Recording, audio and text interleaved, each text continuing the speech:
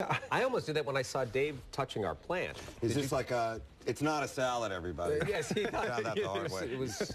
Dave Attell is playing at the Comedy Club in Webster this weekend and talking with us now again. Yeah, he was able to indulge my obsession with his past show, Insomniac with Dave Attell. But you're doing some really cool current work right now, some of which is with the troops. Yeah, I've done a lot of USO tours, like,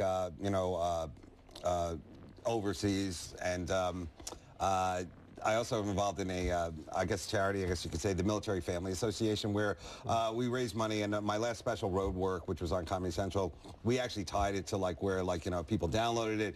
I would send, money, and I made the money. I gave my money, and they put in the money. So it was one of those things. But it's really about, like, raising money for the troops whose family, they want to send their kids to summer camps. A lot of them are dealing with a lot of issues of multiple deployments and, like, all the other programs that really do help the kids and the family while the soldiers are overseas and basically protecting us. Yeah, so there's really great families are serving too. Awesome. Yeah, that's for sure. And I just want to know, was I doing poorly that you had to bring in another guy? Well, I come in. I think it's more of an indictment of my performance. Oh, really? It's a good cop, bad cop thing. Oh, I like it. He kind of sets you up, and then I just go for the jugular.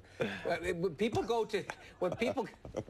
I'm into it. When people go to a Dave Attell show, I always like to ask this question of every comedian who comes in, because there's a wide variety of acts coming through, and people like to know, what am I going to see if I go to the show, if they haven't seen Dave Attell's work before? Well, that is a great question, because I was just in Las Vegas with Jeff Ross, who you guys know as the roast master. Yeah. So I said to Jeff, I go, this is really going to be a test of both of our ability to draw a crowd, because we're in Vegas, where, like, if you're a comic in Vegas, you were so low on the entertainment totem pole, because that town is run by magicians. I assume, you say ta-da, and you get to make laws there. Like, I don't know what goes on. There's magicians, then all the Cirque du Soleil mimes. They kind of control things, and then it just works its way down to comedy. So I said, it would be great if we drew a big crowd, because we're very low on the totem pole, and we got a huge crowd. So I would say the people who know me from the Insomniac thing, who know me from my specials, who know me from, just doing stand-up for over 28 years, I'm still doing it, and I love doing it, especially to my crowd, which drinks hard, laughs hard, and can take a joke.